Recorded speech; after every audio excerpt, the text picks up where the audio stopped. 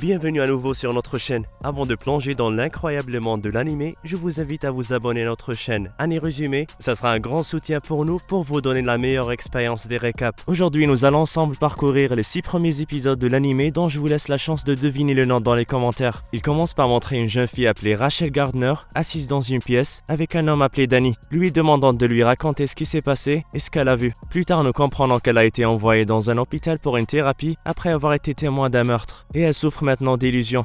Elle ouvre les yeux et se retrouve seule dans la même chambre d'hôpital. En regardant par la fenêtre, elle voit la lune bleue dans le ciel. Puis elle décide de sortir pour chercher ses parents. En sortant, elle remarque un message effrayant écrit sur le mur, lui demandant qui elle est. Alors elle commence immédiatement à s'interroger sur son identité. Elle remarque alors une sortie près de l'ascenseur et sort mais remarque que les routes sont couvertes de sang. Alors qu'elle marche dans la peur, elle remarque un oiseau dans la rue et tente joyeusement de le sauver, mais sa joie ne dure pas longtemps, car elle est accostée par un homme bandé avec une serpe lui donnant 3 secondes pour s'enfuir avant qu'il ne l'attaque. Elle fait ce que l'homme lui dit et s'enfuit pour se cacher dans une pièce, mais il la suit. Il essaie de la trouver car il est convaincu qu'elle se cache quelque part. Et après avoir attaqué le placard plusieurs fois, il ne parvient pas à l'attraper et se rend compte qu'elle a pu s'échapper. Après son départ, elle décide de s'enfuir avant qu'il ne revienne. Et elle rencontre l'oiseau mort nageant dans son propre sang. Voir cela la rend triste, mais elle continue à courir vers l'ascenseur. Soudain, le fou apparaît et commence à la poursuivre. Heureusement, elle parvient à atteindre l'ascenseur qui se referme immédiatement après qu'elle y soit entrée, le laissant en rage à l'extérieur. Au même étage où elle se trouvait, elle rencontre le médecin Monsieur Danny, qui lui assure qu'elle sera en sécurité avec lui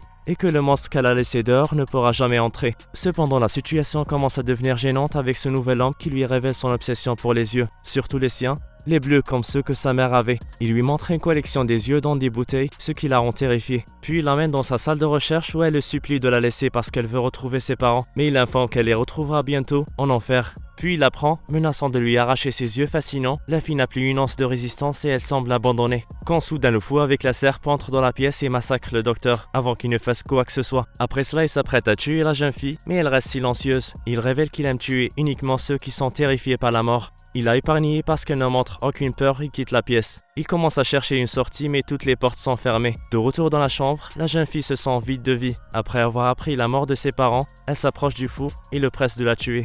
Il refuse de lui faire une telle faveur. Après cela, elle utilise les clés de la poche du docteur pour lui ouvrir l'ascenseur. L'homme se rend compte alors de son intelligence et reconnaît qu'il aurait besoin de son aide pour s'échapper du bâtiment. Il se présente comme Zack, prétendant être un maniaque, et que si Rachel l'aide, il exaucera son souhait d'être tué. Après s'être rassuré de sa loyauté, il monte en utilisant l'ascenseur jusqu'à un étage entièrement fait de pierre, avec plusieurs temples qui lui font ressembler plus à un cimetière qu'à un étage normal. En avançant, il trouve une tombe en nom de Rachel comme si quelqu'un se préparait à sa mort. Zack essaye de l'arrêter, mais elle n'écoute pas et continue à marcher jusqu'à ce qu'elle arrive à une porte fermée. Pendant ce temps, l'homme fou décide de profiter de son absence et commence à écraser toutes les tempes. La chose qui a en quelque sorte conduit à ouvrir une porte pour Rachel. Elle s'ouvre sur une bibliothèque qui contient des détails sur chaque sacrifice dans le bâtiment entier. Mais soudain, elle trouve des détails sur elle et Zack, en plus d'un message mystérieux dans lequel l'auteur l'informe qu'il l'aime et qui a préparé une tombe pour elle. Puis elle entend continuellement des rires étranges. En sortant, elle informe Zack que sa véritable identité est révélée. Son vrai nom est Isaac Foster, un légendaire tueur en série. Après avoir entendu cela, Isaac détruit la dernière tombe dans laquelle le nom de la jeune fille est écrit et il lui ordonne de continuer à marcher. Les deux arrivent à une autre porte verrouillée, mais cette fois, ils n'ont pas de clé. L'homme demande à Rachel de trouver une solution et elle le convainc de se mettre dans l'eau s'il veut trouver la clé. Puis elle révèle sa peur de la punition de Dieu. C'est pourquoi elle ne peut pas se suicider et elle veut être abattue par ses mains. L'homme accepte et lui demande de l'aider en faisant semblant d'avoir peur de la mort. Mais elle n'arrive pas et ses yeux semblent déjà morts. La fille décide de recommencer à explorer pendant que l'homme l'attend. Soudain, il est abordé par un garçon appelé Eddie, qui prétend être le constructeur de toutes les temples. Il révèle à quel point il aime Rachel, et comme il sait qu'elle souhaite être tuée, il exprime son désir de l'assassiner et de l'enterrer. De plus, il est agacé qu'Isaac a détruit toutes les temples qu'il a créées avec tant d'amour et de soin, alors il l'embête un peu avant qu'il ne s'enfuit. Pendant ce temps, Rachel découvre la bibliothèque et soudain elle trouve une chambre secrète. Alors qu'elle y entre, Eddie apparaît derrière elle et lui révèle son grand amour pour elle. Ensuite, il la supplie de lui donner la chance de réaliser son souhait de la tuer, en lui promettant de lui donner une mort clémente, contrairement à Isaac, qui va à coup sûr la tuer de la manière la plus misérable possible. Rachel hésite car elle sait que si elle meurt, Isaac ne pourra pas sortir du bâtiment. Soudain, elle entend sa voix à travers le mur, faisant le vœu à Dieu de la tuer rapidement. Et comme elle croit en Dieu, la jeune fille est convaincue avec succès de se ranger de son côté. Le garçon et Eddie se sont déçus après qu'elle a donné sa permission à Isaac de briser le mur et de la sauver. Au moment où il entre, le garçon s'enfuit et seule sa voix peut être entendue, suppliant Rachel au nom de l'amour de lui donner une chance de la tuer, mais elle n'écoute pas. Alors que le couple continue de marcher, il retrouve Eddie qui les attend au cimetière. Il demande une fois de plus à Rachel, désespérée si elle veut qu'il la tue sans douleur ou non, et comme prévu, elle refuse sa demande. Eddie ne veut pas abandonner et croit que Isaac est celui qui se tient entre eux. Il tente donc de le tuer en commençant par éteindre les lumières, puis en l'attaquant dans l'obscurité. Isaac n'aperçoit pas les attaques de Eddie, il ordonne donc à Rachel d'allumer les lumières. Et tandis que le combat se poursuit, la jeune fille s'efforce à trouver l'interrupteur et elle découvre soudain un cercueil orné, rempli de fleurs de toutes les couleurs et entouré des belles herbes. Comme elle s'approche, Eddie arrive et dit qu'il a préparé cette tombe pour elle, parce qu'il aime tellement et qu'il veut qu'elle soit tuée par ses mains.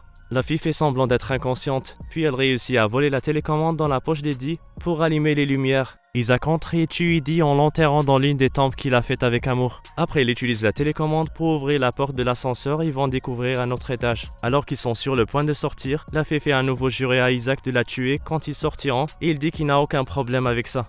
Cette fois-ci, l'ascenseur s'arrête à un autre étage et il se retrouve dans un endroit ressemblant à une prison. Alors qu'il s'approche et réalise qu'il n'y a aucun moyen de passer la barrière, l'homme utilise sa serpe pour briser la barrière, mais il échoue car elle est faite en fer. Et puis, de façon inattendue, l'alerte de sécurité se déclenche et des armes cachées commencent à leur tirer dessus. Le couple a survécu de justesse à cette dangereuse attaque, puis ils entendent la voix d'une fille qui leur souhaite la bienvenue, disant qu'elle les attend depuis si longtemps. Elle se présente comme la juge Cathy et ouvre la barrière pour eux, après avoir annoncé qu'elle les punira jusqu'à ce que leurs péchés soient pardonnés. Elle révèle également l'existence d'une procédure qu'ils doivent suivre avant d'être punis en passant d'une porte à l'autre. La première porte s'ouvre sur une caméra où ils sont obligés de porter leur badge et de poser pour des photos comme des prisonniers. L'homme est irrité de devoir passer par quelque chose d'aussi enfantin, mais Rachel lui explique qu'ils n'ont pas d'autre choix. Au niveau suivant, ils entrent dans une pièce effrayante avec des peintures sur le mur, et elles signifient différentes punitions. Après cela, ils vont dans une autre chambre, remplie de poupées mécaniques avec une grande chaise au milieu. Comme ils ne trouvent aucune sortie, Isaac décide de s'asseoir sur la chaise qui s'avère être une chaise électrique utilisée pour les exécutions et dans laquelle il est maintenant enfermé.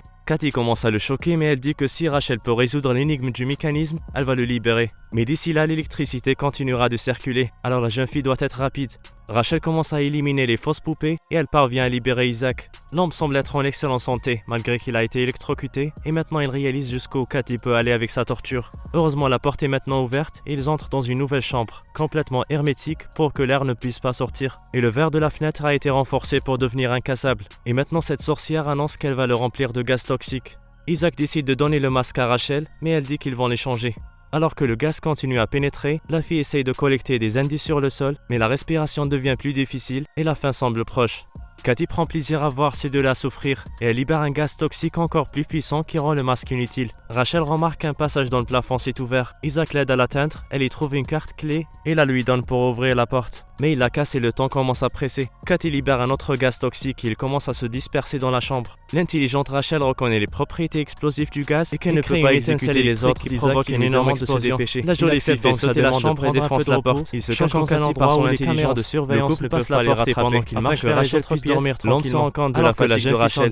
Isaac se rend compte à quel point elle est belle et innocente lorsqu'elle dort, comme un ange blanc, et il décide alors de dormir lui aussi. Pendant qu'il dort, il se souvient de son enfance, lorsqu'il était forcé d'enterrer des enfants morts tués par ses tueurs, qui étaient impliqués dans le trafic d'enfants, une vie si misérable qu'à la fait de lui l'enfant qu'il est maintenant. Après s'être réveillé, il continue de marcher et tomber sur un corps sans vie, qui décède rapidement. Rachel se demande à quel point Cathy est cruelle. Ils entrent dans la pièce suivante où ils doivent être séparés. Isaac peut voir une mini-maison avec des poupées à l'intérieur et Rachel est à côté d'une table. La jeune fille lit les messages qui se trouvent devant elle et ordonne à Isaac de suivre ses instructions. L'homme commence à placer les poupées comme le dit la fille, après avoir résolu le problème d'arithmétique. Rachel remarque qu'Isaac se met en colère après chaque mot qu'elle prononce, et cela parce que Cathy a tout inventé pour recréer l'enfance misérable d'Isaac et lui faire revivre la même souffrance. Après que les deux ont réussi à résoudre l'énigme, Isaac détruit la maison de rage.